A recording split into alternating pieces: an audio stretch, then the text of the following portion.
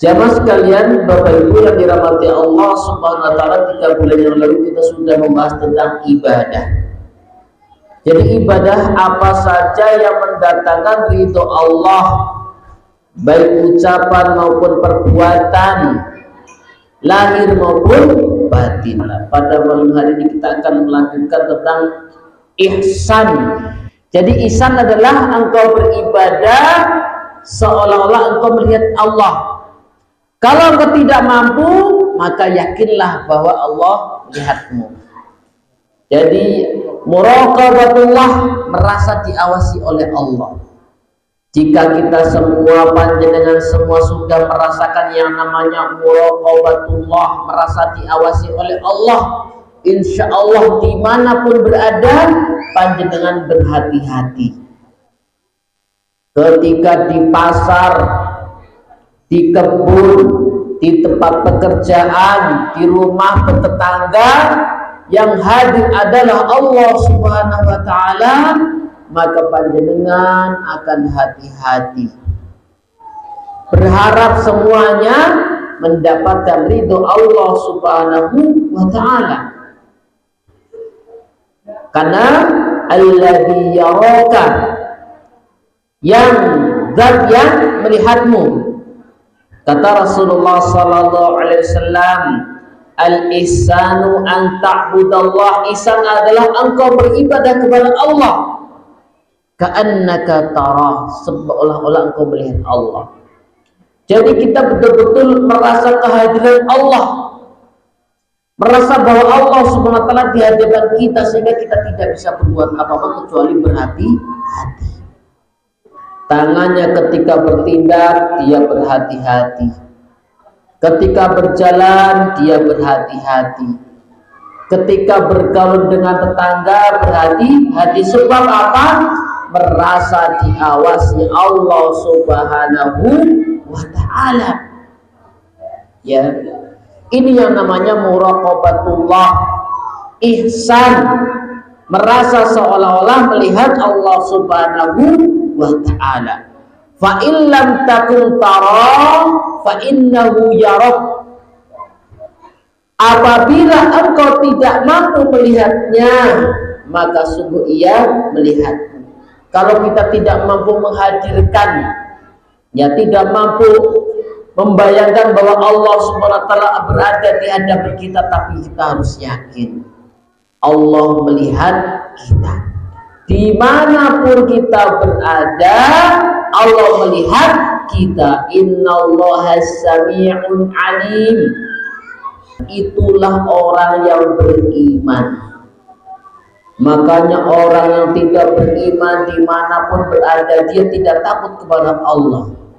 Ucapannya, perlakuannya terhadap tetangga, terhadap teman sejawat, teman kerja, mereka betul-betul sama sekali tidak merasakan kehadiran Allah Subhanahu wa taala. Sehingga apa? Dia tidak peduli perilakunya, tindak tanduknya, perbuatannya merugikan orang lain atau tidak. Nek panjenengan sudah merasakan yang namanya kehadiran Allah, berbahagia. Kalau belum merasakan, belajar. Ya. Belajar agama, terus belajar sampai panjenengan betul-betul merasa kehadiran Allah Subhanahu wa ta'ala.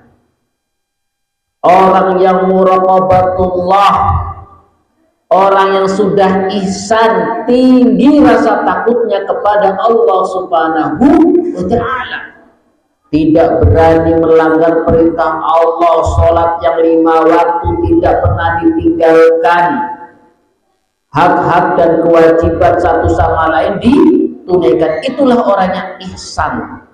Orang yang ihsan adalah orang yang mampu menghadirkan Allah Subhanahu wa ta'ala di setiap keadaan.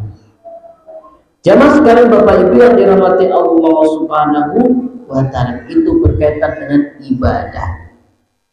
Jadi kenapa kita beribadah dengan semangat? Karena kita betul-betul merasa diawasi oleh Allah. Makanya berbahaya jika ada orang yang belum merasakan kehadiran Allah sama sekali.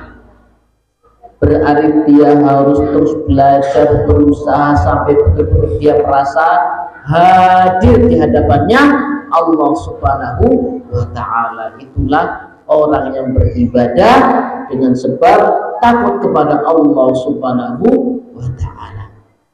Kemudian jamaah sekalian dirahmati Allah Subhanahu wa Ta'ala, limadza arsalallahu rusul, kenapa Allah Subhanahu wa Ta'ala mengutus para rasul, salah satunya Nabi Muhammad sallallahu alaihi wasallam. Jadi Nabi Muhammad sallallahu alaihi wasallam terlahir, diutus ke dunia, didakwati ila ibadati. Kita bisa tahu siapa Allah, kita bisa tahu siapa yang paling berhak disembah. Dari mana? Dari kabar yang datang dari Rasulullah sallallahu alaihi wasallam. Rasulullah sallallahu alaihi wasallam diutus 23 tahun didakwati ila ibadati. Rasulullah berdakwah ke dunia untuk mengenalkan kita siapa Allah Subhanahu wa Ta'ala.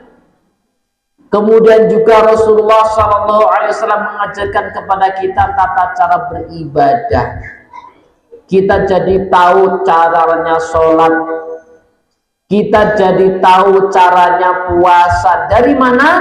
Dari berita yang datang dari Rasulullah sallallahu alaihi wasallam, dan mengajak kita untuk menjauhi berbagai macam penyembahan-penyembahan, ibadah-ibadah selain Allah.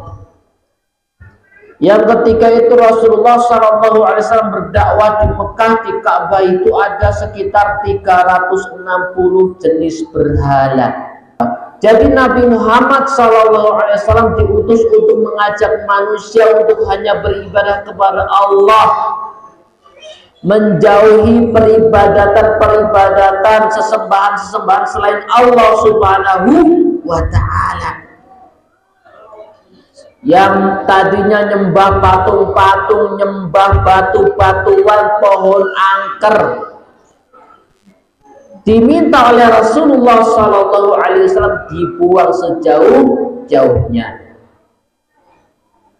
Walaqad ba'athna fi kulli ummatin rasulan an i'budullah, supaya menyembah Allah, wajtanibut taghut, dan menjauhi taghut. Salah satu pengertian taghut adalah berhala-berhala yang disembah, segala peribatan-peribatan yang ditujukan kepada selain Allah. Kita harus betul-betul semua ibadah kita hanya untuk Allah. Kita tidak usah malu, langsung berdoa kepada Allah, minta kepada Allah. Wong iblis saja minta kepada Allah dikabulkan, apalagi kita yang beribadah. Apalagi panjenengan berangkat ngaji, apalagi panjenengan sudah sholat. Tidak usah malu-malu, minta doa kepada Allah. Di dalam bab berdoa, hendaknya kita kalau butuh kepada Allah, mintalah dengan sungguh-sungguh, seperti anak yang merengek menangis minta uang jajan kepada ibunya. Pernah boten Pak Bu sepertiga malam nangis-nangis nyuwun sama Allah Subhanahu wa Ta'ala? Pernah boten?